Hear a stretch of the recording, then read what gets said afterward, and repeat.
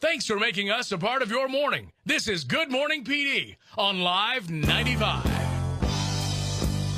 Welcome back to Good Morning PD Live 95, hour number 3. Thanks to McCall Farms, sponsor of Wednesday morning's edition of Good Morning PD Live 95. If you noticed this week, we've not talked much about the president.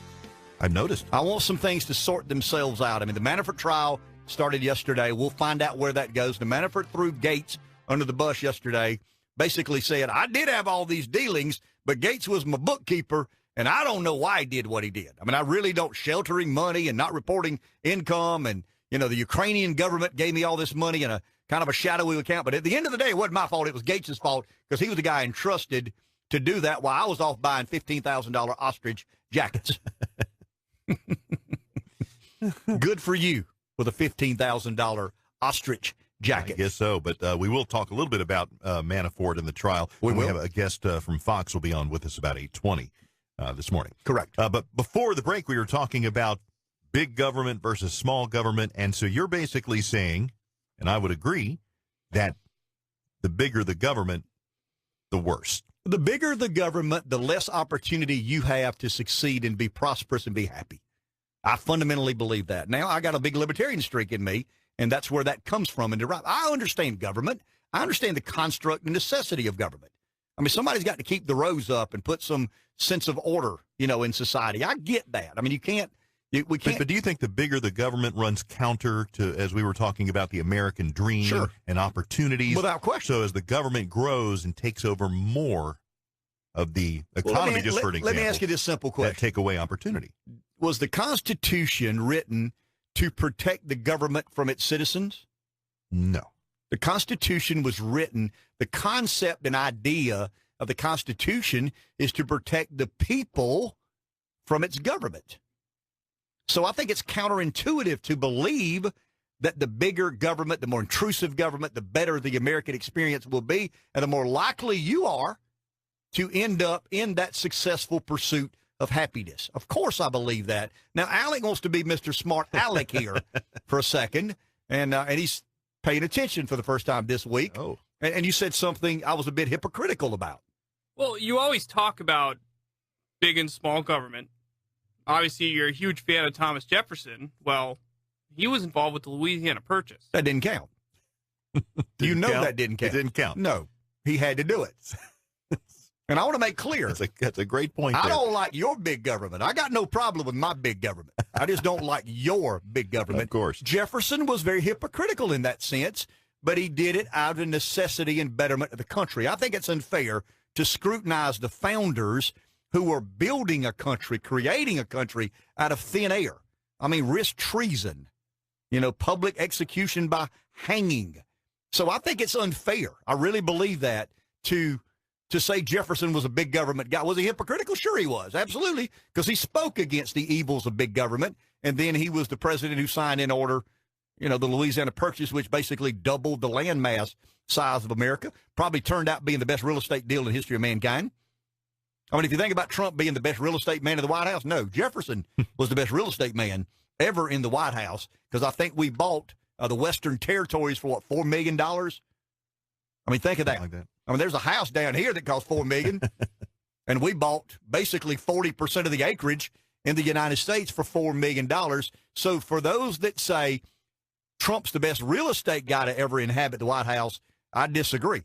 It would be Jefferson one and Hillary Clinton, because they did all that property development down in the outskirts of Little Rock. Oh, yeah. And made a lot of money. Whitewater. Yeah, Whitewater. There you go. I knew there was something the Clintons had been up to, as they always are. Sure. Hey, I want to go back to the idea and the debate about big government, little government. You remember yesterday, the day before, Larry called in, and we had kind of an interesting debate about, you know, the passport and taxes.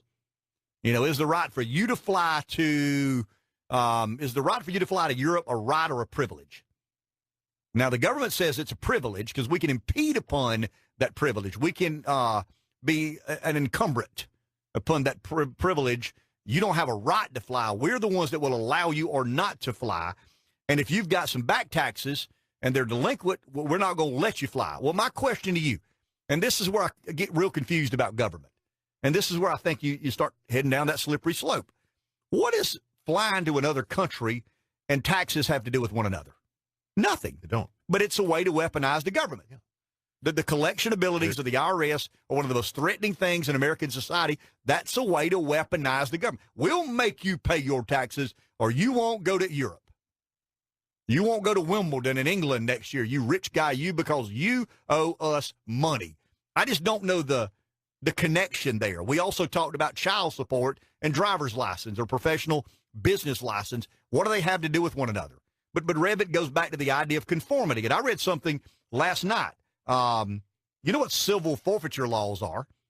You know, they're basically where the police can seize property suspected of being connected to criminal activity. Even if the owner's not charged with a crime. Let's say you let your brother-in-law drive your car tomorrow, and your brother-in-law, for whatever reason, decides to go by and buy a bunch of dope, a bunch of illicit drugs. And in New Mexico, if they stop your brother-in-law with the car that you loaned him, you loaned your good old friend, your brother-in-law, because his truck was in the shop, he needed to go work on something. In the interim, he gets involved in criminal activity. In Albuquerque, New Mexico, there's a court hearing going on as we speak about civil forfeiture laws that they're basically taking property from people who just loan a vehicle to someone. They'll take your car. Now, you can get it back. In this case, in this court will decide. It's a lady named Arlene Harjo.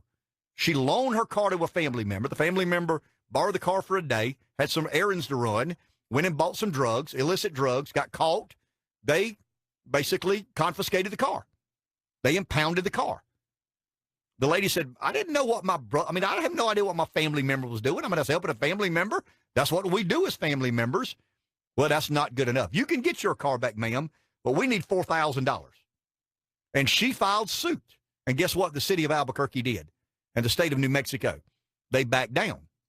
They acquiesced. Well, she says, no, I'm following suit. You can't do that. Well, that's where we always end up.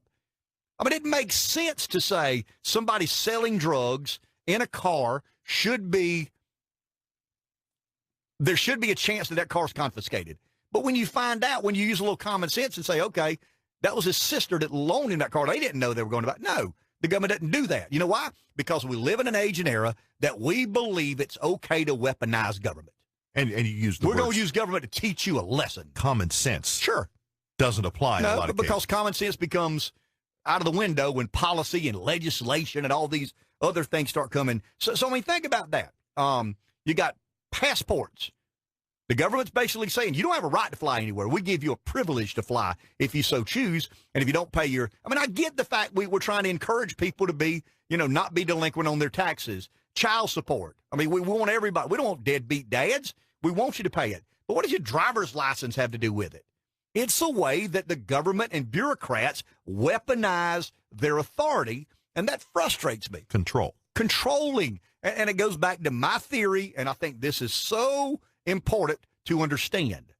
The government over the past 50 years has conditioned the public into conformity.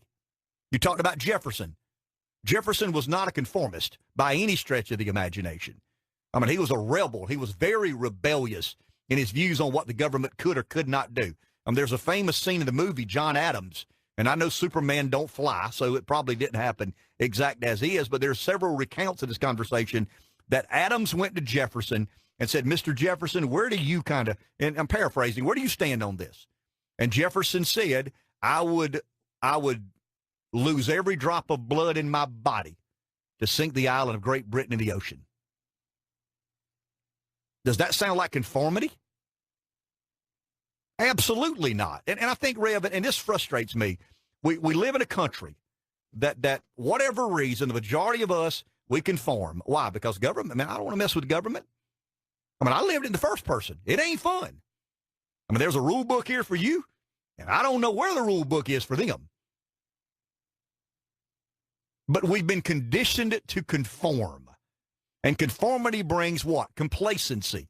And the next thing you know, the government tells us all what we can do and what we can't do and where we can go and where we can't go, who we can see and who we can't see.